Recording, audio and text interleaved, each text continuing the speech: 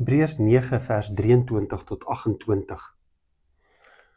Die Hebreërs skrywer praat oor Jesus, oor Christus, wat die volmaakte offer is, wat die volmaakte offer gebring het, wat die volmaakte hoërpriester is. Hy sê in verse 24,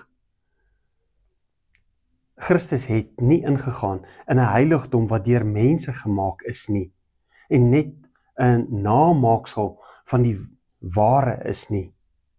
Nee, hy het in die hemel self ingegaan, om nou terwille van ons voor God te verskyn. Jesus is nie soos die hoërpriester wat een keer 'n jaar in die allerheiligste ingegaan het, om 'n bietjie te offer en te pleit vir die volk nie. Nee, hy het verder as die allerheiligste van die tabernakel gegaan. Hy het in die hemel self gegaan. En nou, op hierdie oomblik, pleit hy vir my en jou.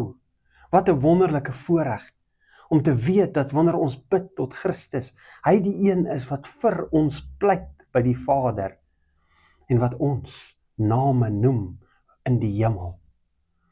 Kom ons aanbid hom vandag, kom ons pleit by hom vandag, nie net vir onsself nie, maar ook vir die mense rondom ons.